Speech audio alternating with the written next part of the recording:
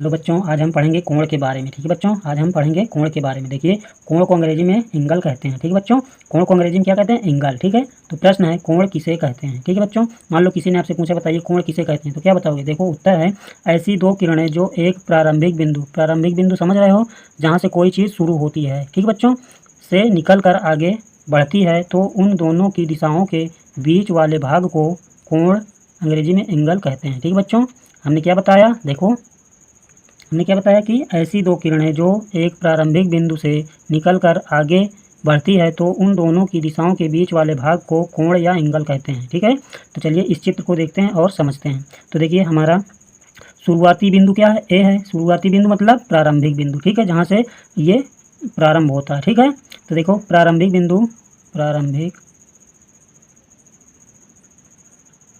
बिंदु हमारा क्या है? ए। ठीक है बच्चों, देखिए प्रारंभिक बिंदु हमारा ए है।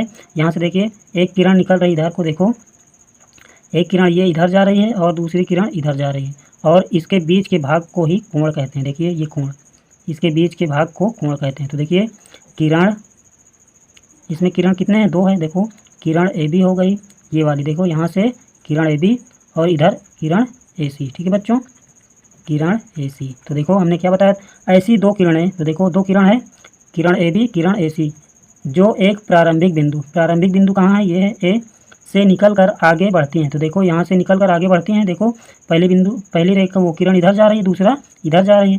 उन दोनों की दिशाओं के बीच वाले भाग को, देखो ये दिशा है इन दोनों का, इसके बीच वाले भाग ना को कोण कहते हैं। तो देखो इसके बीच वाले भाग को ही कोण कहते हैं। समझ रहे हो? नहीं समझ में आया वीडियो पीछे कीजिए, फिर से देखिए, समझ में आएगा। ठीक है बच्चों, अच्छे से समझो। देखो कोण को हम इस चिन्ह द्वारा दर्शाते हैं या लिखते हैं या पढ़ते हैं। ठीक है बच्चों, कहीं भी आपको ऐसा चिन्ह मिल जाए तो समझ लो ये काहे का चिन्ह है? कोण का। ठीक है, तो चलो देखो, कहीं भी आपको ऐसे लिखा मिल जाए कोण, ऐसे लिखा मिल जाए तो क्या पढ़ोगे? ये देखो ये काहे का चिन्ह है? कोण है। ये क्या लिखा? ए, तो क्या पढ़ोगे? कोण ए। ठीक है बच्चों, मान लो ऐसे लिखा मिल जाए तो क्या पढ़ोगे? कोण सी। ठीक है, और ऐसे लिखा मिल जाए, मान लो तीन अक्षर लिखा मिल जाए तो क्या पढ़ोगे? कोण ए बी सी। ठीक है बच्चों, कैसे पढ़ोगे? कोण ए बी सी। चलो अब पढ़ते हैं कोण के प्रकार। ठीक है, जब प्रश्न करोगे तो ये सब बहुत अच्छे से समझ में आए। चलो कोण के प्रकार पढ़ते हैं। ठीक है बच्चों, देखिए कोण के प्रकार। ठीक है बच्चों, क्या है? कोण के प्रकार। तो देखिए प्रश्न है कोण कितने प्रकार के होते हैं। ठीक है बच्चों, मान लो किसी ने पूछा कि बताइए कोण कितने प्रकार के होते हैं, तो क्या बताओगे? उत्तर है कोण 7 प्रकार के होते हैं। सभी के नाम देख लीजिए और सबको याद होना चाहिए। ठीक है बच्चों, तो देखिए न्यून कोण, दूसरा अधिक कोण, तीसरा सम कोण, चौथा ऋज कोण, पांचवा शून्य कोण, छठवां बृहत कोण, सातवां संपूर्ण कोण। ठीक है बच्चों, समझ में आया? चलिए देखते हैं, अब इन सब के बारे में पढ़ते हैं। ठीक है, चलिए आगे देखते हैं। बच्चों पहला कोण है, देखो न्यून कोण। प्रश्न हमने नहीं लिखा, आप लोग समझना। ठीक है, तो देखो किसी ने आपसे पूछा बताइए न्यून कोण किसे कहते हैं। ठीक है, प्रश्न पूछा न्यून कोण किसे कहते हैं, तो उसका उत्तर देखो ऐसा कोण जो 0 अंश, देखिए ये चिन्ह क्या है? अंश। ऊपर क्या लिखा है? अंश, अंश का चिन्ह। ठीक है बच्चों, यहाँ क्या लिखो, क्या पढ़ा जाएगा? 0 अंश तथा 90 अंश के बीच हो उसे न्यून कोण कहते हैं। ठीक है बच्चों, 0 और 90 के बीच। ठीक है, 90 से कम होना चाहिए। ठीक है, 90 से ज़्यादा नहीं होना चाहिए। ठीक, ऐसा कोण जो 0 तथा 90 के बीच हो उसे न्यून कोण कहते हैं। समझना, बीच का मतलब 90 से कम। ठीक है, 0 से ज़्यादा, 90 से कम। ठीक है, समझ रहे हो?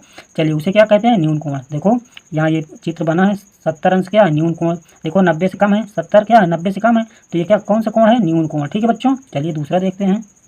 देखो बच्चों दूसरा कोण है अधिक कोण। ठीक है बच्चों, दूसरा क्या? अधिक कोण। मान लो किसी ने पूछा अधिक कोण किसे कहते हैं। ठीक है बच्चों, प्रश्न क्या है? अधिक कोण किसे कहते हैं, तो उत्तर है ऐसा कोण जो 90 अंश तथा 180 अंश के बीच हो उसे अधिक कोण कहते हैं। ठीक है बच्चों, जो कोण 90 अंश तथा 180 अंश के बीच हो उसे अधिक कोण कहते हैं। ठीक है बच्चों, यहाँ समझना 90 अंश से, ठीक है बच्चों, 90 अंश से अधिक, ठीक है, 90 अंश से अधिक और 180 अंश से कम। ठीक बच्चों, 90 अंश से अधिक और 180 अंश से कम, यानी इसके बीच में।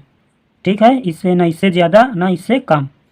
समझ रहे हो? 90 अंश से ज़्यादा और 180 अंश से कम के वो कोण को क्या कहते हैं? अधिक कोण। ठीक बच्चों, समझ में आया? चलिए देखते हैं अगला कोण। बच्चों तीसरा कोण है, देखो सम कोण। ठीक है बच्चों, प्रश्न क्या है? सम कोण किसे कहते हैं। मान लो किसी ने पूछ लिया सम कोण किसे कहते हैं, तो क्या बताओगे? देखो उत्तर ऐसा कोण जो 90 अंश का हो समकोण कहलाता है। ठीक है बच्चों, देखो 90 अंश लिखा ना, 90 अंश का होना चाहिए, 90 अंश से एक भी कम नहीं होना चाहिए। ठीक है, ना एक ज़्यादा होना चाहिए, सिर्फ वो क्या होना चाहिए, 90 अंश का होना चाहिए, ना 90 से कम ना 90 से ज़्यादा, पूरा 90 होना चाहिए। देखिए ये कैसा कोण है, समकोण है। ठीक है, देखो 90 अंश का है, देखो कोण ABC बराबर 90 अंश क्या कहलाएगा, समकोण। ठीक है बच्चों, समझ रहे हो ना, ऐसा कोण जो 90 अंश का हो समकोण कहलाएगा। ठीक है, ना 90 से ज़्यादा ना 90 से कम, सिर्फ 90 अंश होना चाहिए। अगला देखो, ऋजु कोण किसे कहते हैं। ठीक बच्चों, प्रश्न क्या बनेगा इसका, ऋजु कोण किसे कहते हैं। तो उत्तर है ऐसा कोण जो 180 अंश का हो ऋजु कोण कहलाता है। ठीक है बच्चों, अब यहाँ समझो, यहाँ क्या कह रहा है, ऐसा कोण जो 180 अंश का हो ऋजु कोण कहलाता है। ठीक है, तो देखो ये कोण देखो ABC, देखो कैसे पूरा 180 अंश का है ना, तो देखो क्या है, कोण ABC बराबर 180 अंश। 180 अंश का मतलब क्या है, 180 अंश, ना इससे एक कम ना इससे एक ज़्यादा, सिर्फ 180 अंश होना चाहिए। ठीक है बच्चों, चलिए अगला कोण देखते हैं। बच्चों हमारा पांचवा कोण है शून्य कोण। ठीक है बच्चों, पांचवा कोण क्या है, शून्य कोण। प्रश्न क्या बनेगा, मान लो किसी ने पूछा शून्य कोण किसे कहते हैं, तो उत्तर है जब दो रेखाएं एक ही दिशा में जाएं तथा उनका प्रारंभिक बिंदु समान मतलब बराबर हो तो उसे शून्य कोण कहते हैं। ठीक है बच्चों, जब दो रेखाएं एक ही दिशा में जाएं तथा उनका प्रारंभिक बिंदु समान यानी बराबर हो तो उसे शून्य कोण कहते हैं। तो देखिए बच्चों, ये बिंदु A है, देखो दोनों क्या है, दोनों रेखाएं एक ही दिशा में जा रही हैं ना, तो यहाँ क्या बना रहा है, शून्य अंश, यानी यहाँ क्या बनाएगा, शून्य अंश बना रहा है। तो देखो कोण ABC मतलब शून्य अंश, तो ये क्या कहलाएगा, शून्य अंश शून्य कोण। ठीक बच्चों, चलिए अगला वाला कोण देखते हैं। नहीं समझ में आया तो वीडियो पीछे कीजिए, तब समझिए, समझ में आएगा। ठीक है, चलिए बच्चों छठवां कोण है बृहत कोण। ठीक है बच्चों, प्रश्न क्या है, बृहत कोण किसे कहते हैं। ठीक है, तो उत्तर देखो, जब कोई कोण 180 अंश तथा 360 अंश के बीच हो तो उसे बृहत कोण कहते हैं। समझ में आया बच्चों, जब कोई कोण 180 अंश तथा 360 अंश के बीच हो तो उसे बृहत कोण कहते हैं, मतलब 180 अंश से ज़्यादा और 360 अंश से कम। ठीक बच्चों, कोण हो तो उसे क्या कहते हैं, बृहत कोण। तो देखिए बच्चों ये चित्र, देखो 180 अंश से ज़्यादा और 360 अंश से कम है, देखो 215 अंश क्या है, 180 अंश से ज़्यादा और 360 अंश से कम है, तो ये क्या है, बृहत कोण। ठीक है, देखो कोण ABC बराबर 215 अंश, यह क्या है, बृहत कोण है। ठीक है बच्चों, समझना, नहीं समझ में आया तो वीडियो पीछे कीजिए, फिर से देखिए और अच्छे से समझिए। तो देखो सातवां कोण है संपूर्ण कोण। ठीक है बच्चों, प्रश्न क्या बनेगा, संपूर्ण कोण किसे कहते हैं। तो इसका उत्तर है जब किसी बिंदु पर 360 अंश का कोण बने तो उसे संपूर्ण कोण कहते हैं। ठीक बच्चों, यहाँ समझो 360 अंश मतलब न इससे कम न इससे ज़्यादा।